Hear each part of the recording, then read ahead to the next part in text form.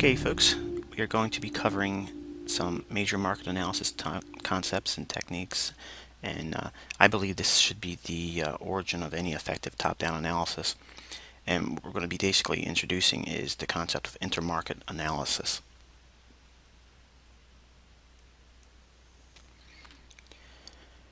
Now, since I've been active on the internet, sharing insights and concepts that I've personally traded with for over 16 years now, I get asked a lot basically what was the major milestones or concepts that I learned that really made a dramatic impact on my technical analysis as a trader.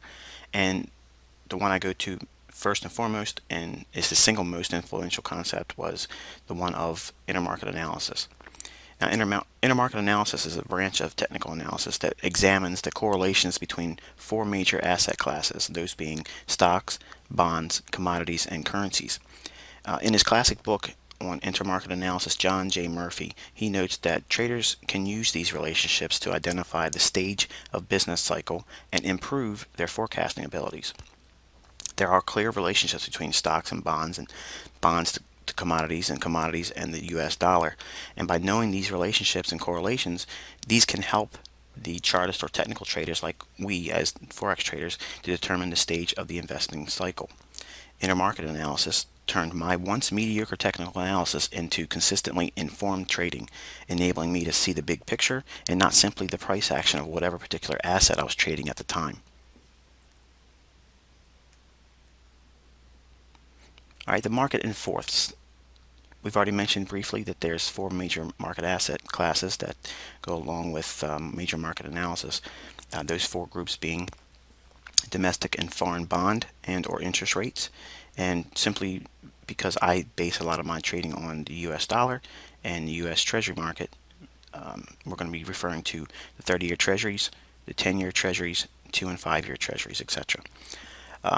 Obviously, it's not limited to just this. There will be discussion on foreign bond and interest rate asset classes that we'll cover later on in the series that we're sharing now. But moving on, the second asset class is the stock and or equities markets. That would be the Dow stocks, the S&P 500 stocks, the NASDAQ stocks, etc.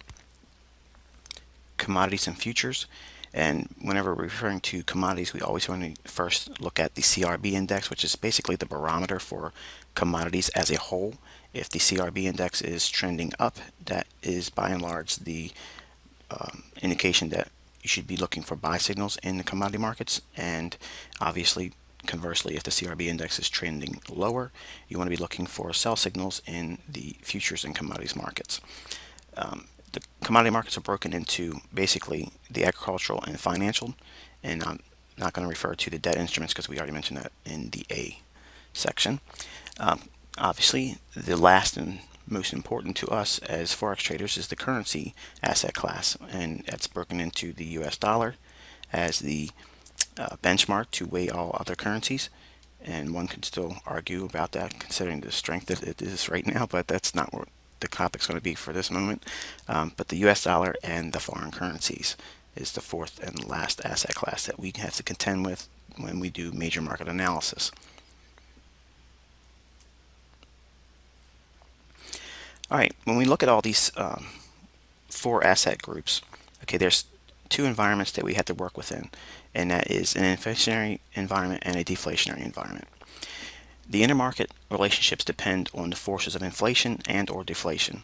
In a normal inflationary environment, stocks and bonds are positively correlated. That means they're going to trend together. If the bond market trades up, the stock market will be trading up in sympathy with it. The market, if it trades lower in the bond market, stocks will trade lower. If the bond market trades higher, stocks will trade higher. So they're positively correlated. Now this means they both move in the same direction, obviously, but the world was in an inflationary environment from the 1970s to the late 1990s. And these key intermarket relationships are found in an inflationary environment. A positive relationship or correlation between bonds and stocks. An inverse relationship between interest rates and stocks. Bonds usually change direction ahead of stocks. An inverse relationship between commodities and bonds. a positive relationship or correlation between commodities and interest rates, a positive relationship or correlation between stocks and commodities. Commodities usually change directions after stocks, and an inverse relationship or correlation between the US dollar and commodities. In an inflationary environment, stocks react positively to a falling interest rate, which basically translates in our technical charts as rising bond prices. So the bond market will be rallying on your chart for this instance. Now, low interest rates stimulate economic activity and boost corporate profits. As interest rates fall and the economy strengthens, demand for commodities increases and commodity prices rise. Now, keep in mind that an inflationary environment does not always mean runaway inflation. It just simply means that inflationary forces are stronger than the deflationary forces.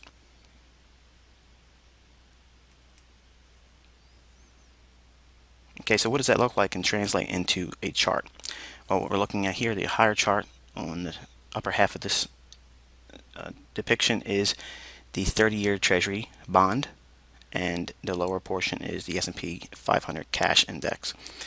You can see during an inflationary periods that the bond market and stocks rally together until we get to the late part of 1998 in the fall, where there was a major decoupling between stocks and bonds, and we entered into a deflationary period. We can still see that stocks rallied, but the bond market was now trending lower. So there was an inversion. The secondary environment we have to contend with as traders is the deflationary environment. Now, obviously, deflationary forces change the whole dynamic. Deflation is negative for stocks and commodities, but positive for bonds. A rise in bond prices and fall in interest rates increases the deflationary threat, and this puts downward pressure on stocks. Conversely, a decline in bond prices and rise in interest rates decreases the deflationary threat, and this is a positive for stocks. The list below summarizes the key intermarket relationships during deflationary environments. There is an inverse correlation or relationship between bonds and stocks. One will go up while the other goes down.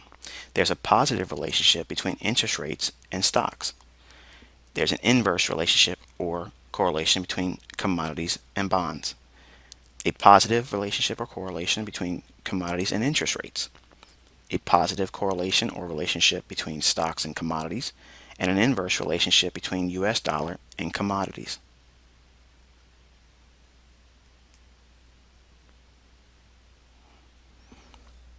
While the dollar and currency markets are part of the intermarket analysis, the dollar is a bit of a wild card.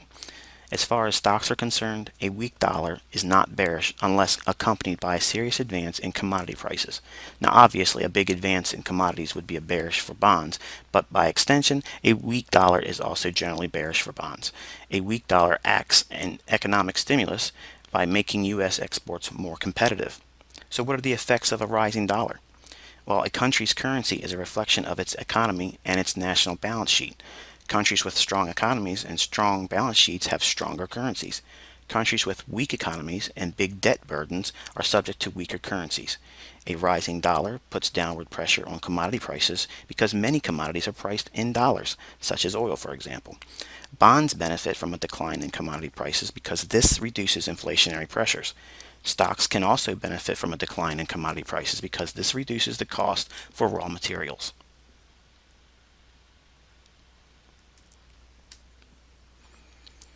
We can see the inverse relationship between the US dollar and the commodity market viewed by the CRB index. Note that there is a negative correlation or an inversion between the two. When the green line, which is the US dollar, if it rallies up, typically what you'll see, commodities, they'll trade lower.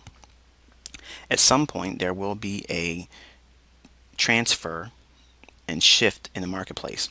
And just like I teach with the correlation study between the fiber and cable in Forex that you've learned so far on babypips.com, this also takes place in the dollar and CRB index. When one makes higher highs and the other fails to make lower lows, that is an indication that there's a major shift underway. And we have to be mindful of that. And you can see that take place in 2002. Note that the dollar was making higher highs, but the CRB index was failing to make lower lows. That is a major market divergence. When you see these events take place in correlated or inversely correlated market indices, it is a tip-off that there is a shift on a major macro level, that there's something happening. We don't need to know exactly what it is, and we may be, gleaning insight from, market reports and fundamental data if you're really into that. But what we're sharing in this presentation is about the extent I go with fundamental analysis. But I look at the large macro view, and by doing that, the tide on the major market level, and then we can get ourselves poised to trade within that trend or flow.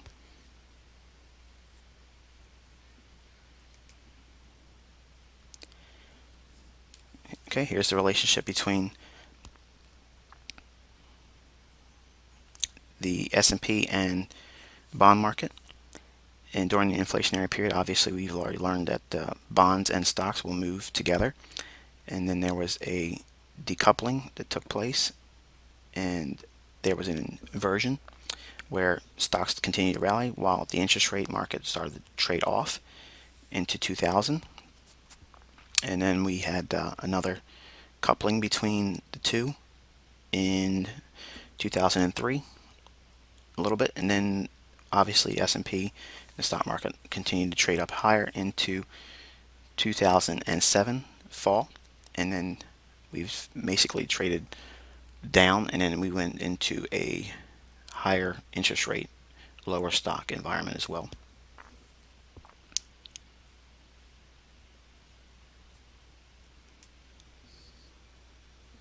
Okay, we can see the US dollar index with the CRB index. You can see now clearly when the dollar surges, the CRB or commodities plunge.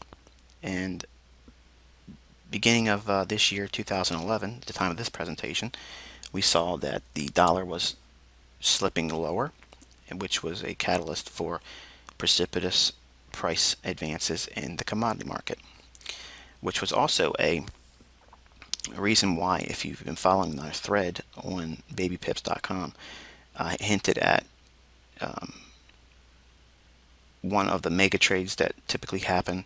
There's a few of them that happen every year, but we called the major rally in the Swiss franc based on this analysis here.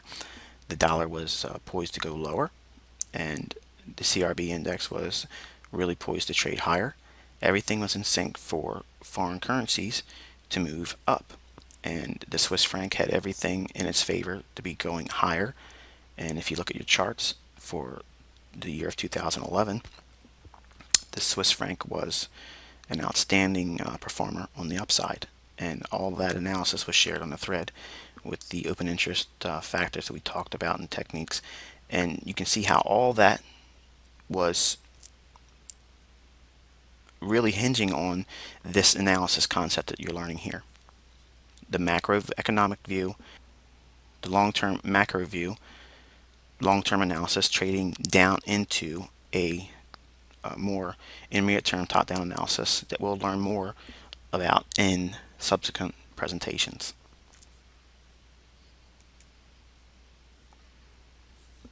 Okay, this is a standard business cycle. Okay, and the chart is actually being shown in a sine wave chart, and basically it's a cycle that shifts in and out in the marketplace. And the business cycle shown here is depicted by the first three stages are part of an economic contraction, which is weakening and bottoming and then strengthening. Then stage 3 shows the economy in a contractions phase with strengthening after a bottom, and then a sine wave crosses the center line. In other words, we get halfway through the chart. This depicts the economy moving from contraction to the three phases of economic expansion, which is referred to as strengthening, and the market will top off and then start to weaken. And then stage 6 of the business cycle shows an economy in an expansion phase but weakening after a market top. More specifically, let's go through each stage. Stage 1 shows the economy contracting and bonds turning up as interest rates begin to decline. Economic weakness favors loose monetary policy and the lowering of interest rates, which is bullish for bonds. Stage 2 marks a bottom in the economy and the stock market. Even though economic conditions have stopped deteriorating, the economy is still not in an expansion stage or actually growing. However, stocks anticipate an expansion phase by bottoming before the contraction period ends. Stage 3 shows a vast improvement in economic conditions as the business cycle prepares to move into an expansion phase. Stocks have been rising. Commodities now anticipate an expansion phase by turning up. Stage 4 of the business cycle marks a period of full expansion. Both stocks and commodities are rising, but bonds turn lower because the expansion increases the inflationary pressures. Interest rates start moving higher to combat inflationary pressures. Moving on to stage 5, this marks a peak in economic growth in the stock market. Even though the expansion continues, the economy grows at a slower pace because rising interest rates and rising commodity prices take their toll. Stocks anticipate a contraction phase by peaking before the expansion actually ends. Commodities remain strong and peak after stocks.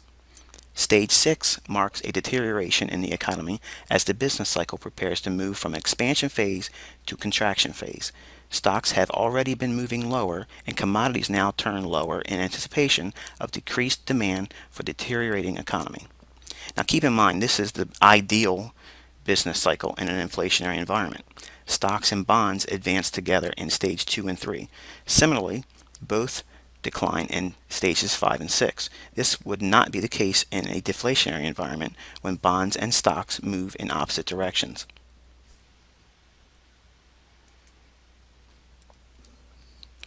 So what's the point in all this, right? Well, technicians and those who trade on technical analysis rely on price charts to give them directional probabilities for their trade decisions. However, good the trader's technicals may be, it never hurts to understand monetary policy, macroeconomics, and the general market tone. Your best periods of trading, be it stocks, futures, bonds, and even, yes, Forex, will come when you are in sync with the macroeconomic environment and your strong technical analysis. You will have a double-edged sword. The highest probable fundamental trends with the highest probable technical trends make ridiculous returns for the savvy trader. Learn to buy high risk asset class vehicles such as stocks, commodities, and foreign currencies when risk is on and the US dollar is weak. Conversely, short high risk asset class vehicles when the US dollar is strong. By doing this, you step the odds up considerably in your favor as a trader. And isn't that what this is really about? Trading with high odds of success? Some closing points to consider. Folks, I know this is very dry information. Now, however, it's very useful insight into long-term success. It's not always just about entry and exit point tactics. We want to be trading with the major market tide on our side, and this is the first step to grasping that understanding on how precisely we do that. Intermarket analysis is a valuable tool for long-term and medium-term analysis. While these intermarket relationships generally work over longer periods of time, they are subject to drawdowns or periods when the relationships do not work. Big events such as Euro crisis and the US financial crisis can throw a certain relationship out of whack for a few months. Furthermore, the tools shown in this presentation should be used in conjunction with other technical analysis techniques. It should be a part of a basket of broad market study designed to assess the overall strength or weakness of the market. One indicator or one relationship should not be used on its own to make a sweeping assessment of market conditions. We must be aware of the whole market to be better informed as traders. If you want to learn more about this topic, and if you have more questions, the two most important books, in my opinion, are by John J. Murphy, Intermarket Analysis, Profiting from Global Market Relationships, and his book, The Visual Investor, How to Spot Market Trends. If you don't have these books in your library, I suggest you get it, and you're going to glean some really good insight and much more greater detail than I can go through with this presentation. My highest recommendation for both of these books. Folks, if you like what you saw here, you can join me on babypips.com. I am the Inner Circle Trader, otherwise known as ICT, on baby pips. And you can learn more pro trader tactics on our baby pip thread and threads that are coming out in 2012. And with that, guys, I wish you good luck and good trading.